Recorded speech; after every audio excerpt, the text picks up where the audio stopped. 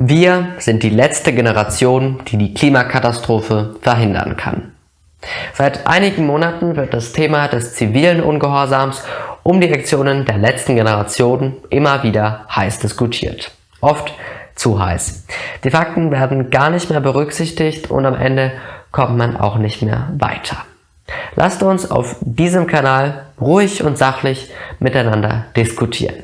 Hier kommt meine Meinung. Die Klimaaktivisten der letzten Generation kleben sich auf Straßen, beschmieren Glasscheiben vor Gemälden und machen weitere Aktionen, zum Beispiel vor dem Kanzleramt. Das nennt man gewaltfreien zivilen Ungehorsam.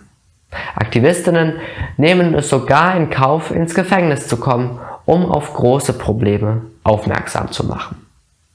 Was in der Debatte um die sogenannten Klimakleber helfen könnte: wir und die letzte Generation. Wir wollen doch alle dasselbe. Wir wollen eine sichere Zukunft, in der wir nicht um jeden einzelnen Tropfen Wasser kämpfen müssen. Wir wollen unsere Lebensgrundlagen. Uns diese zu sichern, wäre eigentlich die Aufgabe aller Regierungen. Eigentlich. Wie wir alle feststellen können, handeln die Regierungen nicht ansatzweise danach. Meiner Meinung nach sind die Aktionen der letzten Generation legitim. Sie bringen niemanden in Gefahr. Bevor sie zum Beispiel eine Autobahn blockieren, sagen sie der Polizei Bescheid, damit die Krankenwägen umgeleitet werden können. Dennoch kleben sie sich nie in der Mitte fest, damit man im Notfall immer durchkommt. Die Verantwortung, eine Rettungsgasse zu bilden, liegt jedoch immer bei den Autofahrern. Egal ob Stau, Unfall oder Blockade durch Klimaaktivistinnen. Was klar ist, so eine Aktion ist nicht immer ungefährlich.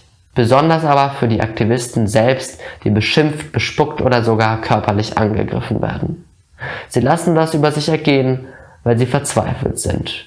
Ihnen vorzuwerfen, Leute in Gefahr zu bringen, finde ich deswegen unehrlich.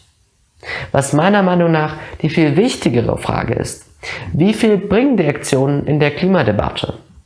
Nun ja, wenn man geschichtlich zurückblickt, kann man durchaus sagen, dass ziviler Ungehorsam ein erfolgreiches Mittel ist, um politische Ziele zu erreichen. Dass Frauen heute wählen dürfen, ist auch Resultat zivilen Ungehorsams. Ob diese Mittel auch für Klimaschutz funktionieren, werden wir vermutlich erst später sehen. Ich glaube jedoch, dass man sich in der Klimadebatte nicht davon abhängig machen sollte, was Menschen über verschiedene Aktionsformen denken. Denn Protest stört immer. Das liegt in der Natur der ganzen Sache.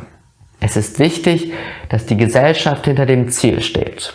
Auf dem Weg dorthin kann jeder selbst entscheiden, wie er zum Wandel beitragen will.